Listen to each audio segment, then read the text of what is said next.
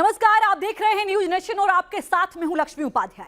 UP के राजनीतिक मंच पर लड़ी जा रही प्रचार की जंग में गरज है, हनक है, हुंकार है और शब्दों के सियासी बाढ़ है।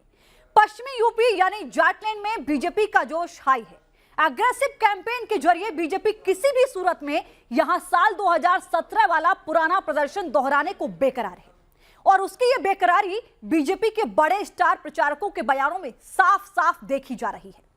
बीजेपी के fire brand face Yogi Adityanath जबरदस्त तरीके से वेस्ट यूपी में मोर्चा संभाले हुए हैं।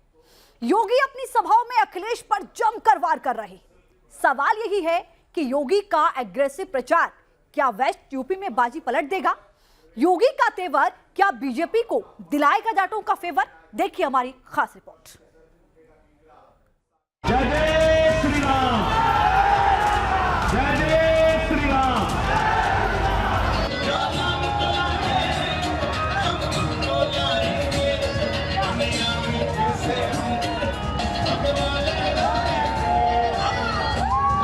गायों का मुंहतोड़ जवाब वही देगा जिसमें कब होगा ना।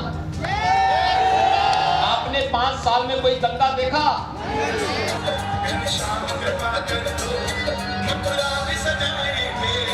कांवड़ यात्रा कोई रोकेगा तो फिर कायदे से उसका इलाज भी करेंगे।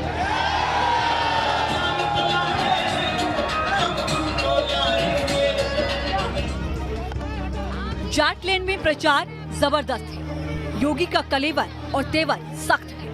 दंगाइयों के ऊपर बुलडोजर चलते हुए देखा होगा ना।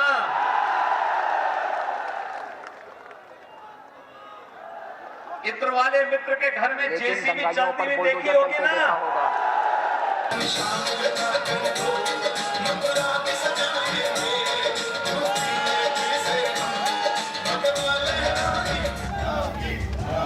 बयानों के बाद तस्दीक कर रहे हैं कि बीजेपी ने पश्चिमी यूपी में खेला करने के लिए पूरा जोर लगा दिया है। मई की गर्मी में शिमला की सर्दी की एंट्री से पश्चिमी यूपी का सियासी टेम्परेचर हर दिन चढ़ता जा रहा है। गर्मी जो अभी किराना में और मुजफ्फरनगर में कुछ जगह दिखाई दे रही है ना, ये सब शांत हो जाएगी इसके बाद। क्योंकि गर्मी कैसे शांत होगी ये तो मैं मई और जून में भी इसको बहुत शिमला बना देता हूं। यूं तो जाटलैंड को साधने के लिए अमित शाह समेत बीजेपी के तमाम बड़े नेता जमीन पर एड़ी चोटी का जोर एक किए हुए हैं, लेकिन विरोधियों पर हमले के लिए मुद्दों और शब्दबाणों को धार देने में योगी सबसे आगे नजर आ रहे हैं। किराना का इनका प्रत्याशी अभी भी धमकी देता है, हम आएंगे, ये करेंगे। यानी गर्मी अभी भी शांत नहीं हुई है।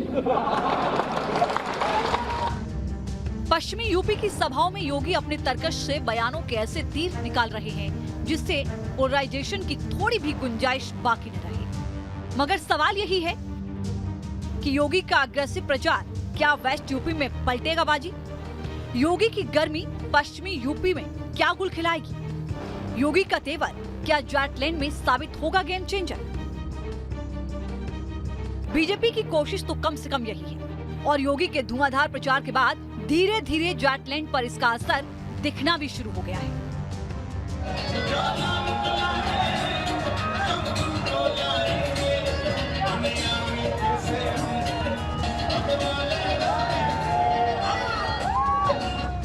मुद्दा ये है विकास का। मोदी आया है, योगी आया है, हमारा देश बदला है। क्या देश बदल गया? ना झगड़े हैं, ना दंगा है, ना चोरी है, ना चपटी है, कुछ नहीं है।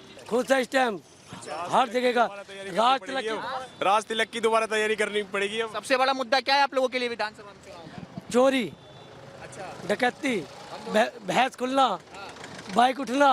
वोटर ले जावे, अब कुछ नहीं है। 2017 से पहले की बात है। 17 से पहले की, दो भैंस खुली, 2 भैंस इनकी खुली प्रधान जी की। मुद्दा तो विकास का बढ़िया काम कर रही है और गुंडागर्दी। क्या बढ़िया काम कर दिया? विकास बढ़िया चल रहा है, गुंडागर्दी खत्म हो गई। गुंडागर्दी सबसे बढ़िया तो ये आधा हम लोगों को।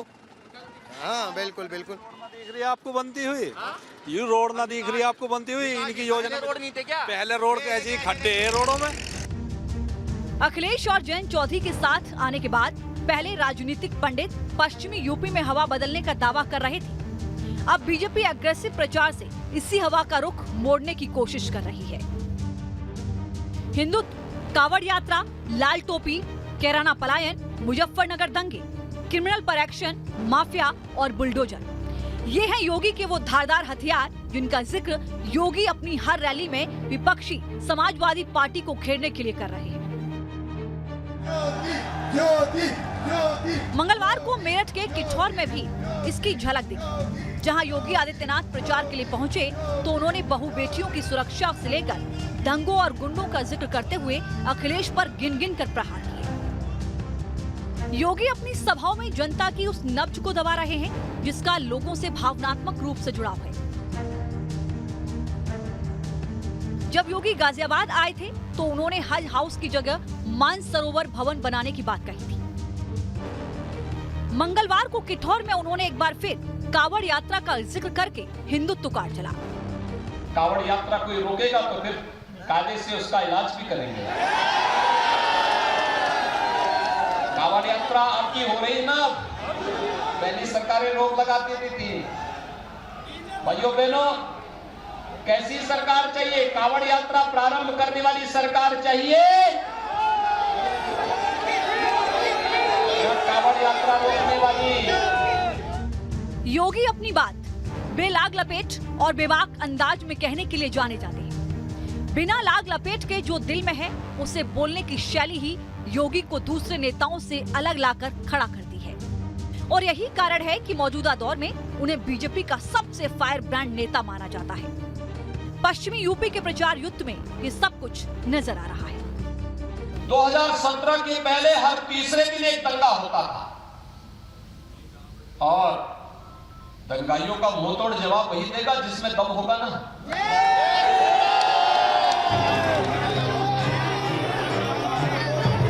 योगी जानते हैं कि पश्चिमी यूपी में इस बार लड़ाई टफ है। समाजवादी पार्टी और आरएलडी जीत की राह में सबसे बड़ा रोड़ा है। लिहाजा वो लोगों को पूरी हनक के साथ मुजफ्फरनगर दंगों की याद दिला रहे हैं और अखिलेश के साथ ही जयंत को दंगों के दाग का कसूरवार ठहरा रहे हैं।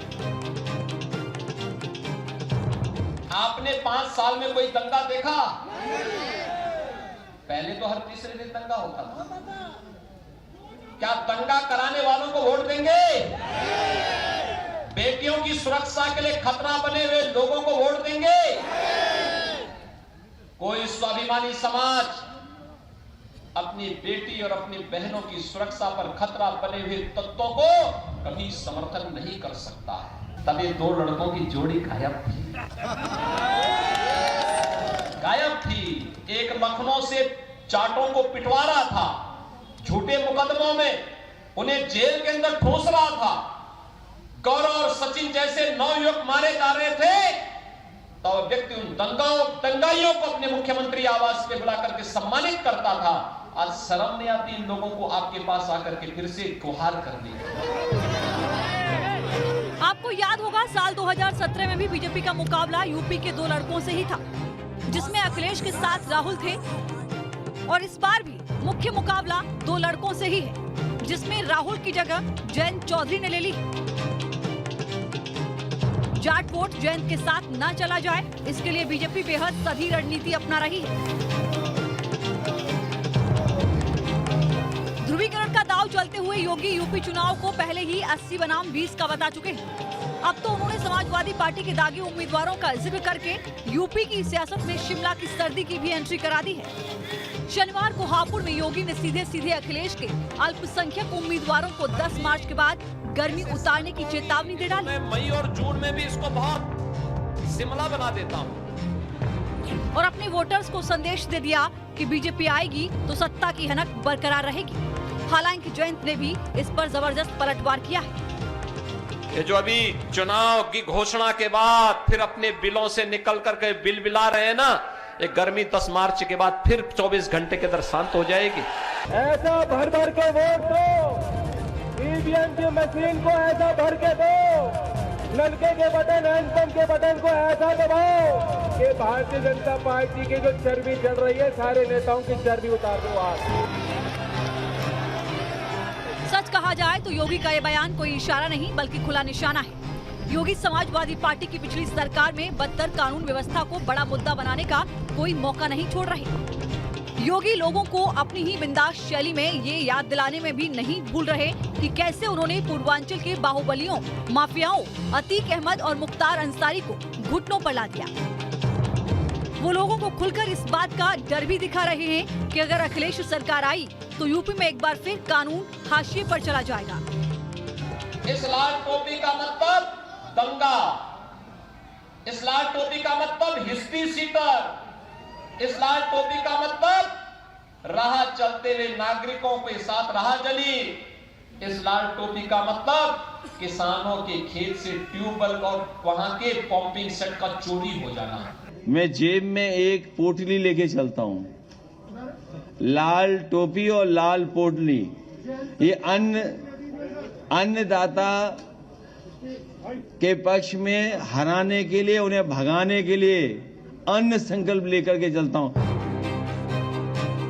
बीजेपी में योगी हिंदुत्व के सबसे बड़े पोस्टर बॉय माने जाते हैं। यूपी का चुनाव उनके लिए किसी अग्नि परीक्षा जैसा है, क्योंकि साल 2017 में जब विधानसभा चुनाव हुए थे तो मोदी पार्टी का चेहरा था, लेकिन ये चुनाव योगी के 5 साल के काम पर लड़ा जा रहा है। योगी की पहचान आक्रामकता से खुलकर खेलने वाले नेता की रही है और पश्चिमी यूपी में इस वक्त यही नजर आ रहा है। योगी अपने बयानों से विपक्ष के लिए एजेंडा सेट कर रहे हैं और बीजेपी के लिए मनमाफिक पिच तैयार कर रहे हैं। वो जो कुछ भी कह रहे हैं पूरी हनक के साथ, ठोंक बजाकर, और यही उनकी यूएसपी रही है। समाजवादी पार्टी का मतलब तो जो मुजफ्फरनगर का दंगा करवा दे, कोसी कला में दंगा करवा दे। 60 से अधिक हिंदू मारे गए थे मुजफ्फरनगर दंगे में और 1500 से अधिक हिंदुओं को जेल में बंद कर दिया था। गांव के गांव खाली हो गए थे और कैसे बंदूकों से भून रहे थे हिंदुओं को। सपा की यही पहचान है। पश्चिमी यूपी में 10 फरवरी को वोटिंग है। ऐसे में जाटलैंड का सियासी मिजाज अपने पक्ष में मोड़ने के लिए योगी के ये शब्दबाण क्या असर दिखाएंगे, ये 10 मार्च को साफ होगा। फिलहाल तो आप यही कह सकते हैं कि यूपी के चुनाव में बड़ी आग है। Team news nation.